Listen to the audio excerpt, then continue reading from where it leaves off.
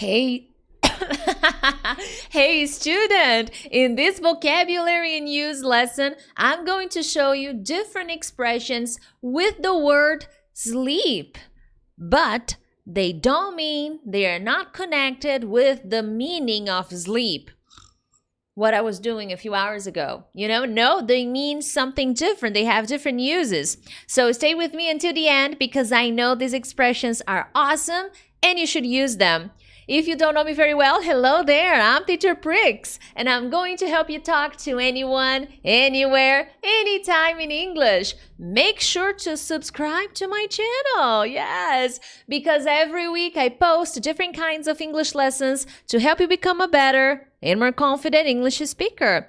If you have already done so, hit the like button. But here we go. Sleep. Sleeping is so good, isn't it? But we're not going to be talking about sleeping. No. We're going to be talking about something else.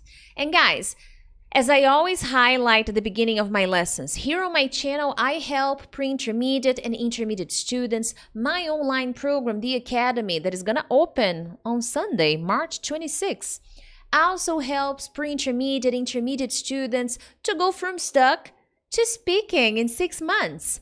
And vocabulary is a must.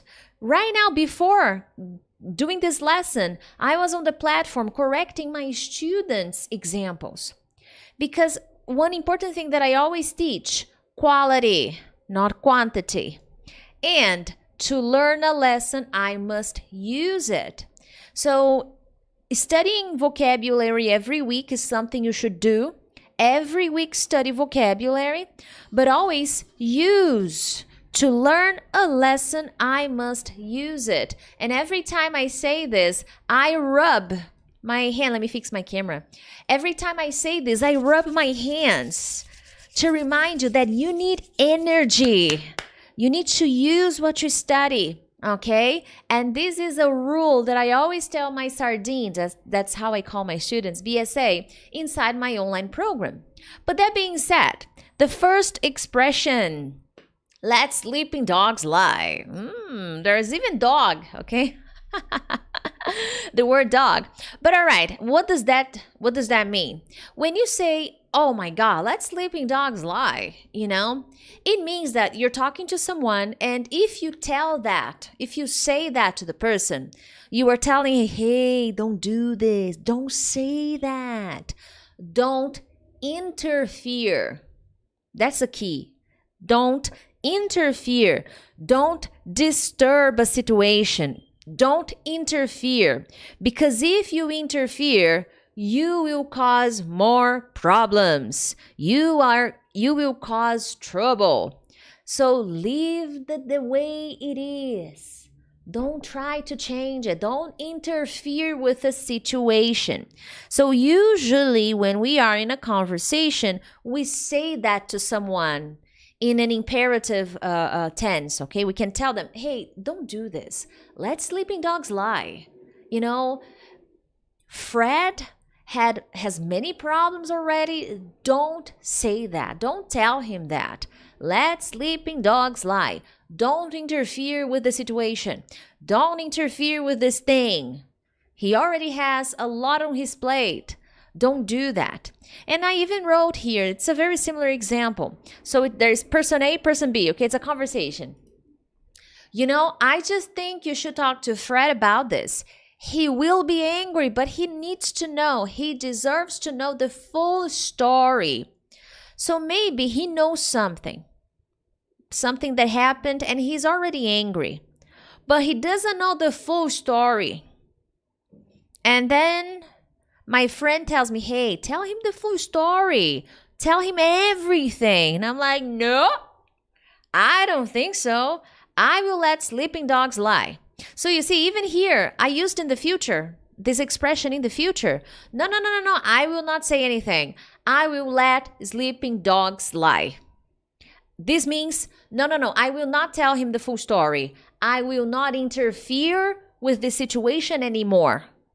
I know what I'm doing, okay? So I'll let sleeping dogs lie and let this go because I know Fred, he will be so much angrier if I continue to explain what happened. So I'll let sleeping dogs lie. Okay, that's better.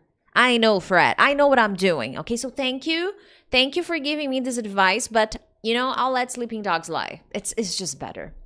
So that's the idea. So I can say, see, it all comes down to context.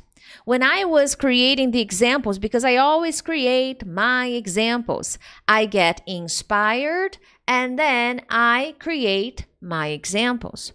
So here, I was thinking of a conversation.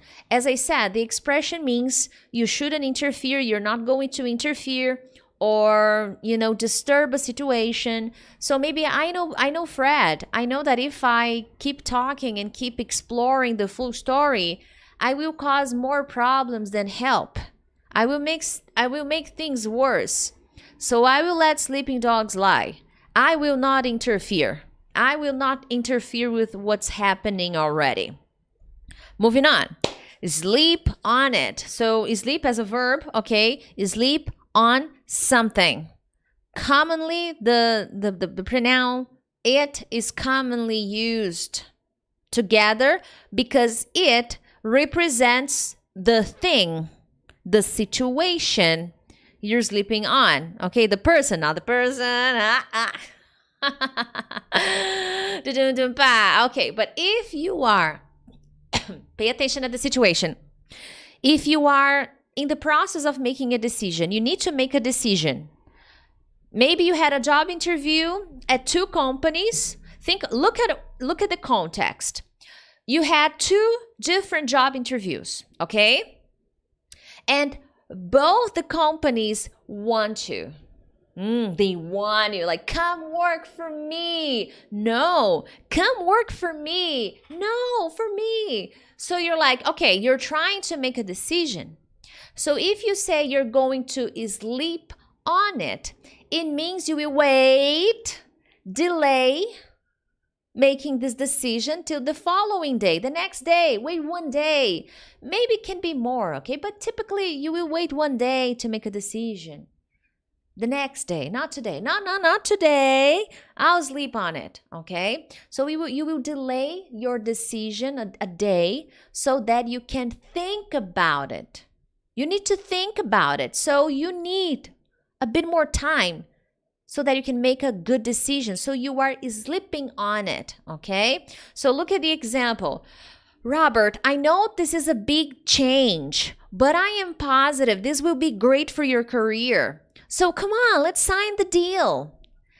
I know, Andrew, but let me sleep on it, okay? We'll talk tomorrow. So look, maybe Robert and Andrew are having a conversation and Andrew offered a new possibility, a new deal for Andrew, for Robert. He offered a new deal to Robert. And Robert is like, I know it's great, but I need time to think about it. I will sleep on it. That's very common. Let me sleep on it, okay? Let me sleep on this deal. You can change, instead of saying it, let me sleep on this deal, okay? I'll talk to you tomorrow, okay? We'll talk tomorrow. So maybe Andrew offered something really nice to Robert, but Robert needs a little bit more time. So he says, you know what, Andrew, I know it's a great deal, it's a great opportunity, but let me sleep on it, okay? We'll talk tomorrow. Promise, okay? So that's the idea of sleeping on something. It's not literal. You're not sleeping on something, okay? And by the way, make sure to hit the like button and support my channel. And if you need help organizing your study routine, if you don't know what to study on Monday, on Tuesday, how to combine vocabulary and reading and speaking, how to use the internet in your favor, what? I have the solution for you. My 21-day study plan cycle. It is the one you need if you have trouble organizing, planning your English study routine. And if you need to better understand native and non-native speakers anywhere, anytime, my listening mastery workshop is also for you. You can check the links in the description of this video. That way you are getting very nice materials from me and supporting my business, supporting my work, okay? Anyway, let's keep rolling. The last one of the day. I could do it in my sleep. Now, when you say that to someone, oh, come on, I could do it in my sleep. It means that it's so easy. It's something you can do very easily. You have no problems doing something because it's so easy for you. And it's easy for you because you have done it many times or because you have done it very frequently, very often. Therefore, it's easy. It's a piece of cake. You could do it in your sleep. You know, you don't need to think much to do it because it's so simple to you. So when you say, oh, that, I could do it in my sleep.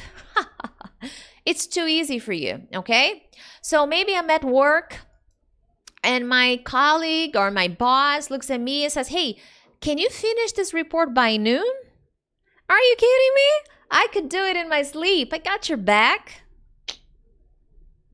So not only can I finish by noon, but I can do this. It's so easy for me. I can do this report very easily and before noon because I could do it in my sleep. I'm used to doing this kind of thing and doing it quickly because it's not difficult for me to get that done. So you see, are you kidding me?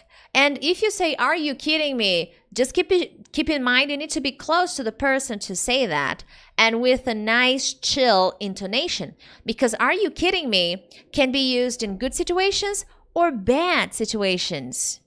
Oh my God, are you kidding me? You made this mistake again? Oh my God, what's wrong with you? Not good. Ah, can I finish the report? Are you kidding me? Of course I can. I could do it in my sleep. Ah, so you see, intonation is important. Watch out for the way you use words in English, expressions in English. So there you have it. I hope you enjoyed this lesson. Make sure to subscribe to my channel, support my work, participate, share this lesson with a friend, and get my study plan cycle. Thank you so much, and I'll see you in the next one. Bye-bye.